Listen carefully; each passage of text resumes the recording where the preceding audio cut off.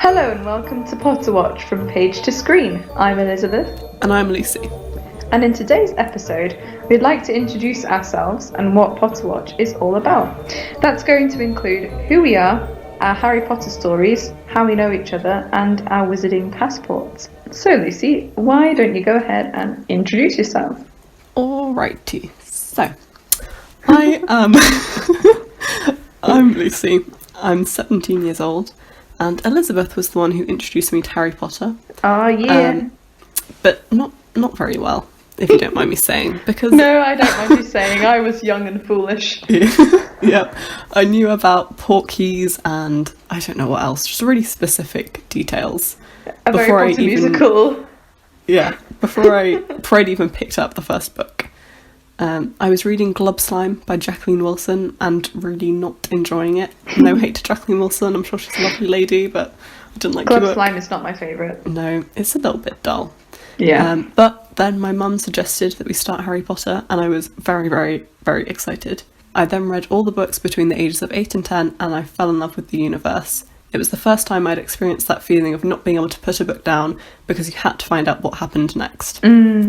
As I got older, I worried that I only liked it because Elizabeth did, and that I didn't actually love it as much as I thought I loved it. It's such a... I'm sorry, but it's such a cute worry. Yeah, of all the things I could worry about. Yeah. I was genuinely... Because I looked up to you very much, I mean, still now, but... Thank you. When I was little, I was delusional. And no, you were like a cool big girl. So I was worried, like, maybe I only like it because Elizabeth likes it. Yeah. But it turns out that wasn't the case. Surprise. Yeah. Welcome to Potterwatch. The more I read and watch Harry Potter, the more I understand the beautifully complex world J.K. Rowling created, and I just fall in love with the characters over and over again. I'm now at 6th form taking A-levels in art, drama and English language, and I'm hoping to study film at university next autumn, which is terrifying that I'm going to new university next autumn. That is terrifying. I feel like it was like yesterday when I was teaching you where your eyes were. Yeah. I love to draw and watch new films and to learn as much as I can about pretty much anything. Well, thank you, Lucy. So I guess it's my turn now. My name is Elizabeth. I'm 24, almost 25. And I guess I can thank my eldest brother, actually, for introducing me to Harry Potter, kind of. He read it at primary school and brought it home to my mum, who read it and fell in love with it immediately. I loved the films when they came out, and I still remember seeing The Philosopher's Stone when it was released. But for a long time, I couldn't get on with the books at all because I wasn't always the most patient reader in the world.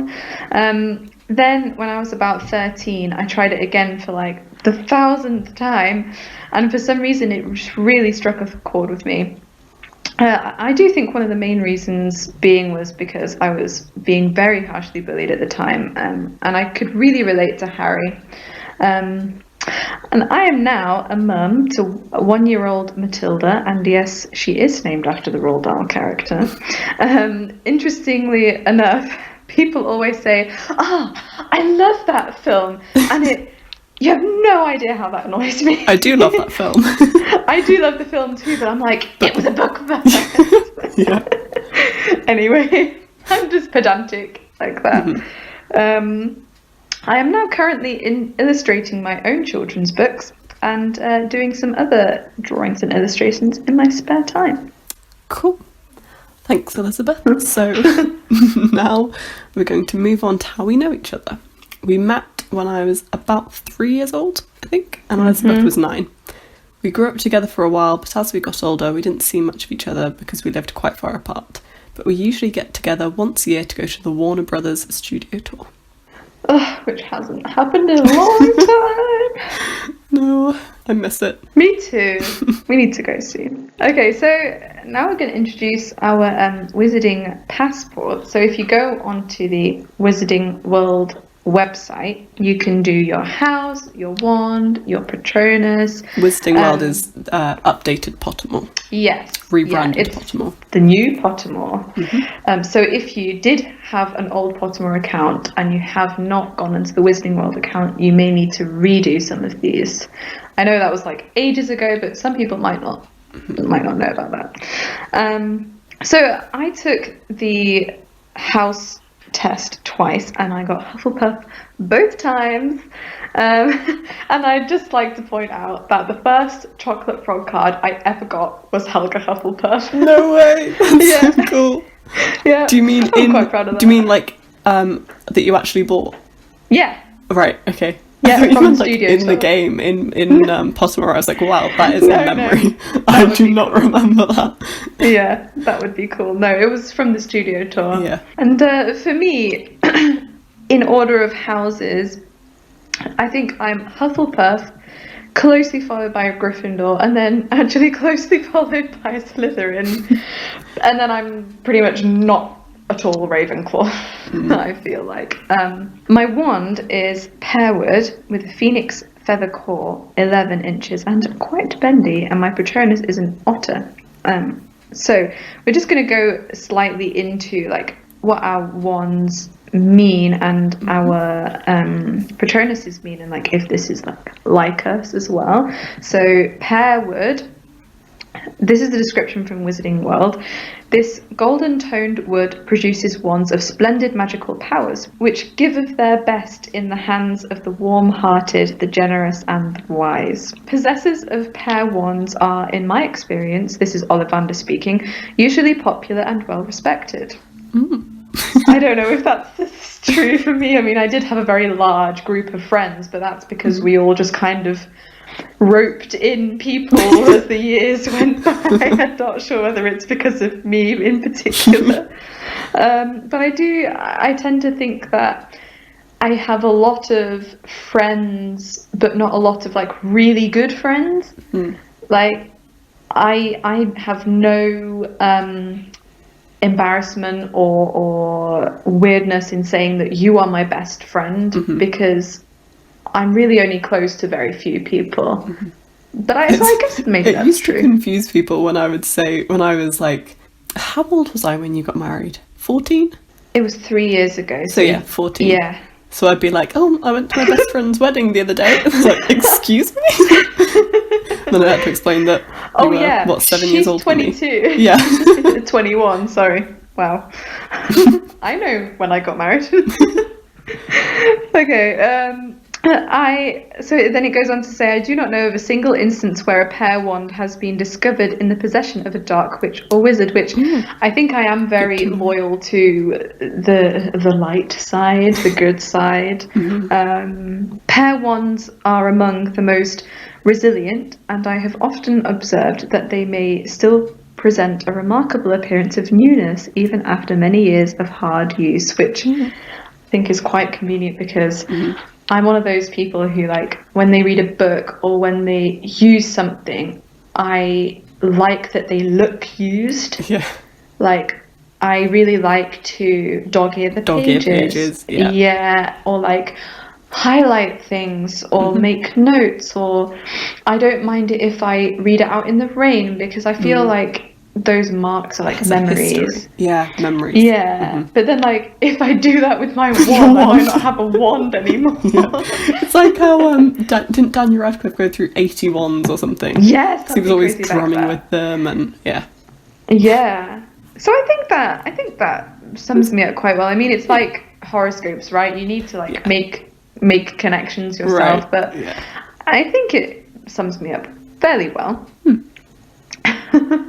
And then the Phoenix core, this is the rarest core type, which straight away I have a comment on. Like, I always was very keen on being individual, like I must be weird and different, so I quite like that it's the rarest core type.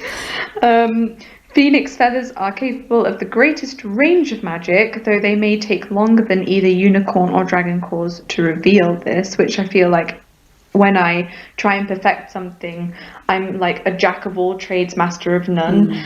Like, I have a lot of things that I like to dip into, but Yeah. I'm only good at I'm only really good at like very few things. The same way with I am with people.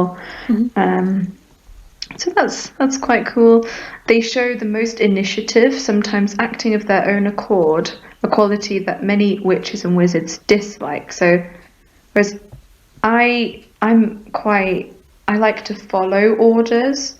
I never want to be the leader, and I feel like I would like a wand that kind of leads me Right, and yeah. teaches me, like, you know how Harry's kind of does spells for him. Yeah. I would quite appreciate that sometimes. What if that happened in an exam or something? I know, that's kind of scary. Yeah. I wouldn't like that. Unless it did it right. Yeah, oh yeah, I guess so. It says the phoenix feather ones are always the pickiest when it comes to potential owners, and I guess that's why they're the rarest. For the creature from which they are taken is one of the most independent and detached in the world. These ones are the hardest to tame and to personalize, and their allegiance is usually hard won. I like that again because I feel like I I'm a people pleaser. Like, I really like to try and hard to like make sure people like the things I'm doing. Like, I don't go to sleep very easily because I'm often lying awake thinking about, oh, why did I say that thing? Like, now they're Yeah. going to think I'm stupid, you know, etc. And then my Patronus. This is what I got from Hermione's Patronus thing on Wizarding World. So the otter is a clever and dexterous animal. Some have even been known to juggle small rocks, which I thought was quite cool because I'm an artist. So, and I play ukulele, and I'm very good with my hands. So I thought that was quite cool little link there. It is also a carefree and playful animal, which I think is quite like me. I mean, Yeah. it's very unlike me in a lot of ways. In a lot of ways, I'm really not carefree at all. It's like you said, it's a bit like You need to like horoscopes, grasp at straws. Yeah. where you kind of take the bits you like. Yeah. Okay, that's me. What about you? Well, I have taken the Pottermore, Hogwarts, or the Wizarding World, I guess. Although Both most of of the time them, when I I took it, guess. it was Pottermore. I've taken the Yeah. Hogwarts House quiz/test 7 times, which is, in case you didn't know, the most powerful magical number. Between the ages of 10 and 16. And I've got Hufflepuff 4 times, Slytherin twice, and Gryffindor once. I definitely relate to Hufflepuff and Slytherin most, but I think I value... So weird. It's really strange. They are literally either end. People often think of Gryffindor and Slytherin as opposites, but actually I think they're very similar, but they just have a Yes. rivalry. Yes. And they clash because they are so similar. Yes, I agree. But yeah, strangely, Hufflepuff and Slytherin I relate to the most, but I think that I value Hufflepuff's traits more, like loyalty and kindness, Right. which is why I think I am one. Although I do value ambition, but I think, which is obviously why I am those two, but I'm definitely slightly more Hufflepuff, and we have a cooler common room, so maybe that came into the decision. Yeah. It's cozier, close to the kitchens. Exactly. Although the Slytherin... Yeah, actually, that was the selling point, is the kitchens. Yeah. I mean, yeah. The Slytherin common room really creeped me out because I don't like... I would really hate Masses to of be water. underwater with large creatures. I don't think the creatures would bother me, but I think I would just be paranoid that, like, even though it's magical, I'd be paranoid that the glass would just smash. Burst! Could Yes! you imagine? And you'd probably get sucked out because of the pressure. Anyway, Yes. I don't want to think about that right now. I don't particularly relate to either other house, Gryffindor or Ravenclaw, but I would disagree with my test results, actually. Sorry, J.K. Rowling. Because I think I would be more Ravenclaw than Gryffindor. As I said earlier, I like to learn about as much as I can, and I do really value wisdom and knowledge in people, possibly more than bravery. Being a bit brave is great, but at the end of the day, in this world, it's not going to get you as far as maybe wisdom and knowledge. Yeah. I think also often Gryffindors are quite reckless, and I'm definitely not reckless. I wish I was a bit more. Me too. A bit more, I guess, spontaneous, but I'm just not. So I would say I'm Gryffindor in the slightest. I feel like a Ravenclaw is quite close to Slytherin as well, like the kind of preferences that you have are kind of Ravenclaw-y. Yeah, I'm just definitely not a Gryffindor, which is annoying in terms of the merchandise I can buy. Yeah. My wand is cedarwood with a unicorn hair core, 12 1/4 inches, and slightly springy flexibility. And my Patronus is a kingfisher.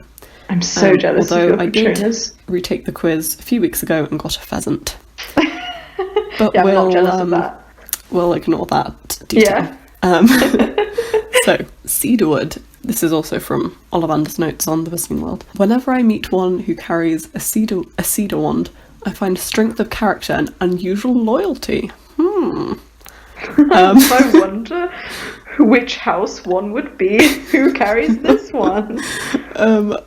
Does it? Oh, no, probably not. Anyway. What were you going to say? I was going to say, does it ask what house you're in? But if in the real world, you wouldn't know.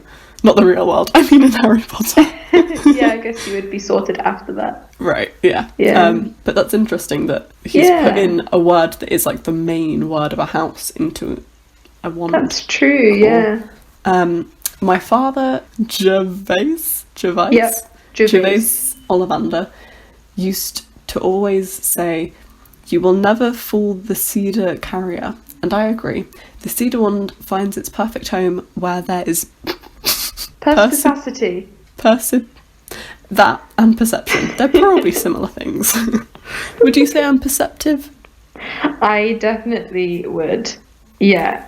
And I do think that it's very hard to fool you. Although, like, you know, both of us, I mean, obviously I'm older than you, but both of us still have a lot to learn in our lives. Mm-hmm. But I do think that it is hard to fool you. Yeah. Maybe. Yeah, I think I do often, I'm quite sceptical about things. Yeah. And then Ollivander continues to say, I would go further than my father, however, in saying that I have never yet met the owner of a cedar wand whom I would care to cross, especially if harm is done to those whom they are fond, of whom they are fond. I mean, I wouldn't say I'm an aggressive or, what's the word? Defensive? Confrontational person. Yeah. But I suppose if there have been cases where people will be insulting of people I like, and I will not be too happy about that. I mean, I haven't seen that side to you because obviously throughout the course of our friendship, I only see you like once a week tops. Yeah. So I don't see you at school with other friends. Mm-hmm. Nobody was really mean to me whenever we were together. Yeah.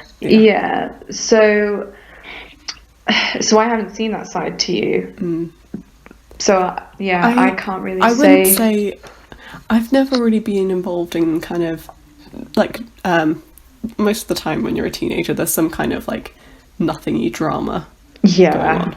But I feel like I've never really been involved with that just because most of the people who I hang out with were just kind of nice people, I guess. Yeah, I don't see you as being involved in something like that. But when there is a serious kind of, if someone's insulting someone, like genuinely insulting someone who I care about, I'll let them know that I'm not having it. Yeah. But I feel like that's just what anyone would do. A lot of people would do that. The witch or wizard who is well matched with cedar carries the potential to be a frightening adversary, which often comes as a shock to those who have thoughtlessly challenged them. I guess because you're quite, I mean, not in a bad way, but you're quite timid. Yeah. And like, you're very nice. Yeah. In a good way. Like, it's not like you're boring or anything. Yeah, no. But you're very friendly and you come off very gentle. Yeah. And so I feel like if you were to ever be in like a fight or anything, right, you would be very powerful, and that would be a surprise. Yeah. I think as well, even just like little things that don't really matter, but that I have a very strong opinion about. I feel like people are often shocked when I show a strong opinion. Yeah. Because I am quite kind of, you know, like you, like a people pleaser. But then if there's something that I'm passionate about, like, I suddenly will get very passionate about it. Yeah, I mean, we are very, very similar in that way. Yeah. Yeah. So then unicorn hair, which is my call, generally produces the most consistent magic and is least subject to fluctuations and blockages. Ones with unicorn cores are generally most difficult to turn to the dark arts, which kind of makes me a bit sad. Like, I want to have the option, you know, like, if the time comes, like, deep down I know I would never, you know, be an evil wizard or witch, I guess. But, you know, I just... You want to have a bit of a challenge? Yeah. I want to have the option. But... I guess you have the option, it's just your wand won't be too happy about it. Yeah, I just have to really try if I wanted to join a dark wizard. I do like the consistency-ness of it. I feel like you're a very consistent person. Yeah. They are the most faithful of all wands. And usually remain strongly attached to their first owner, irrespective of whether he or she was an accomplished witch or wizard. So that's nice. It's going to stick with me, whatever goes down. Yeah, that's cool. It's another thing about being loyal and faithful. Oh, that's true. I didn't even pick up on that, but that's very true. You're Hufflepuff through and through. Yeah. Minor disadvantages of unicorn hair are that they do not make the most powerful ones, although the wand wood may compensate. Which yours does, actually, I feel. Yeah, maybe. And that they are prone to melancholy if seriously mishandled, meaning that the hair may die and need replacing. I feel like that kind of sounds like the wand gets sad. Yeah, I am quite an emotional person, so maybe that's what you know, what comes into that.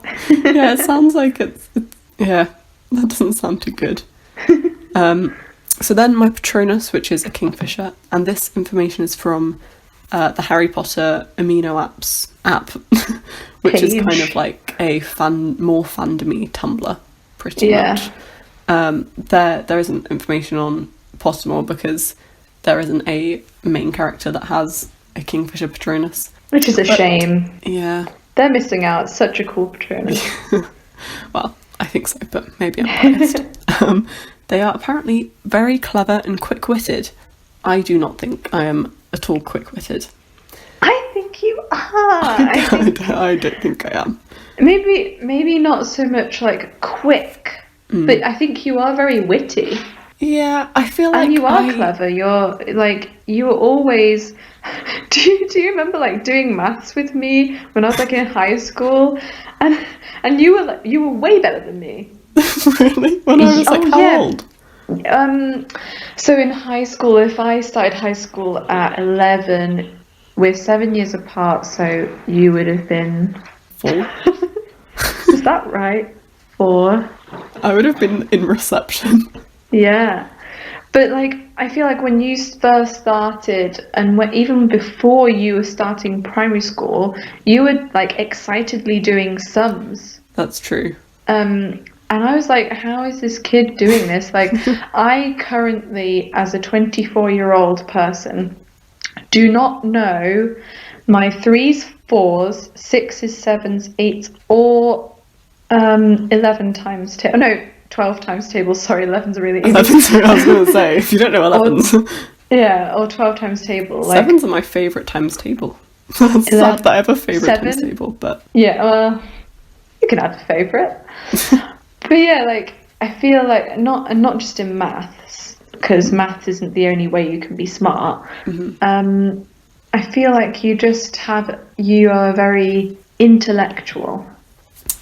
Yeah, I suppose so. I guess as well, as I keep mentioning, I do really enjoy knowing things. Yeah. Like I like to know things about various subjects, so suppose maybe some of it is less that I am kind of naturally clever and more you work at it. Yeah, I guess so.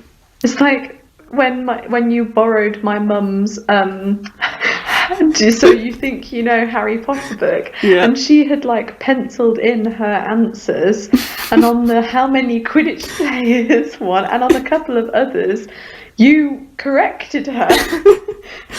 And you were like 8 or 9 at that point. I would have been a little kid. First one. Well, yeah. Well, that's. I think I do really.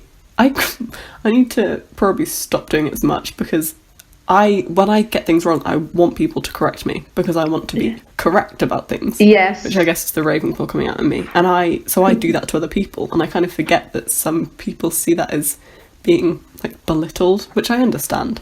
So I need to kind of stop that. But I just think, they'll want to know that they'll want to know more, you know. Yeah. But sometimes people backfires. Yeah, sometimes not. Having a Kingfisher Patronus apparently means that you are passionate about things you enjoy, which I think is definitely very, very true, clearly, since we are sat here.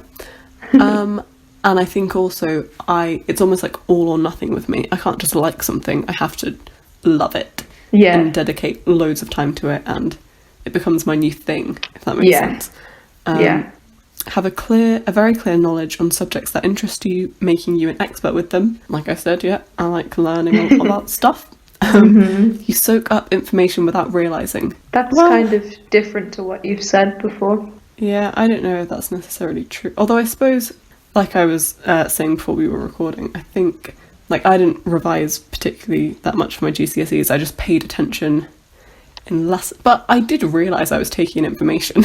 I was just paying attention if I wasn't paying attention. But you were surprised at how good your results were. That's true. That's true. So maybe that's revise, kids. Yeah, please revise. Revise for your I could have got such better grades.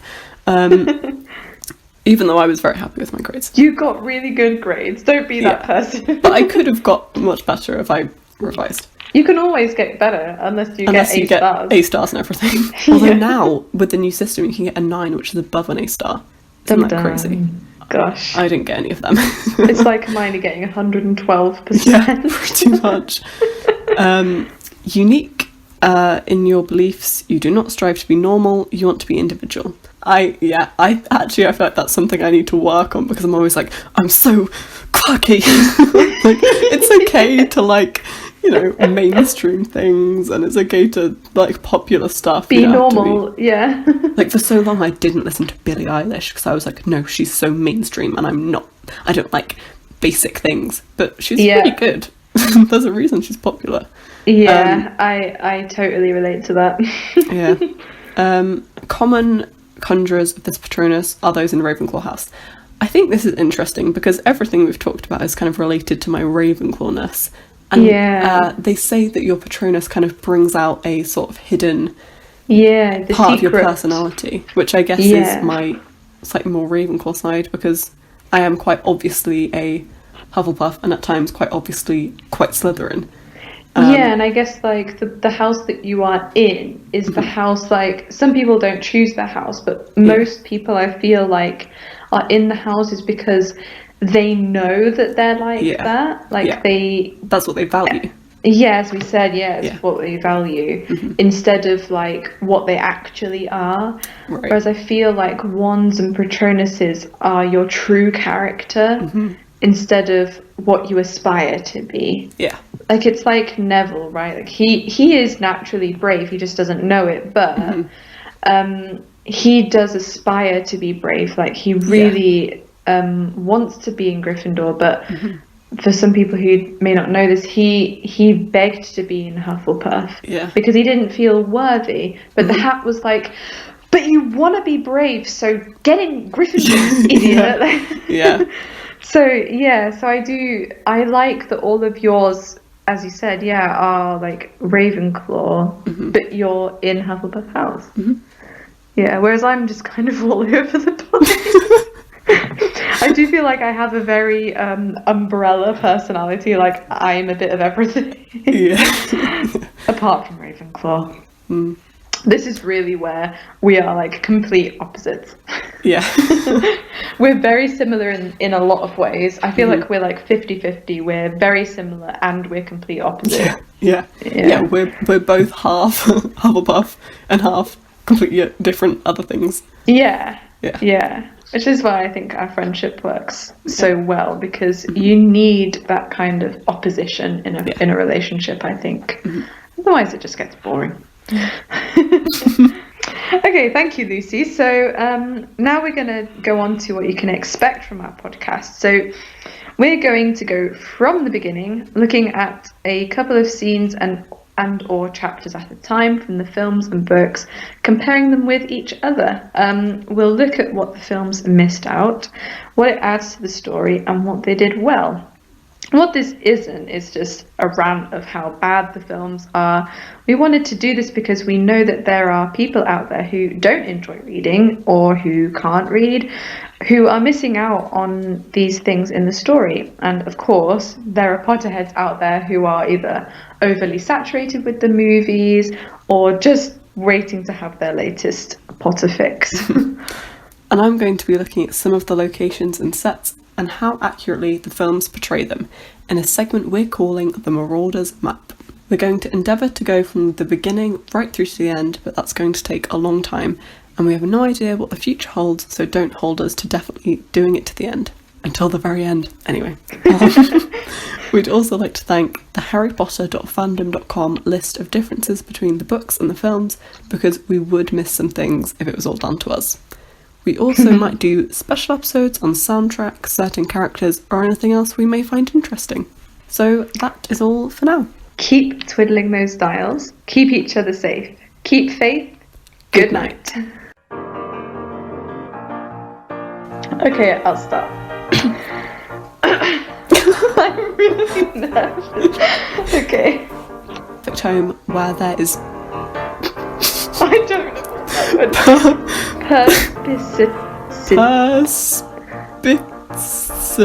Perspicity and perception. Are they the same thing? Perspicacity. That. We nailed it.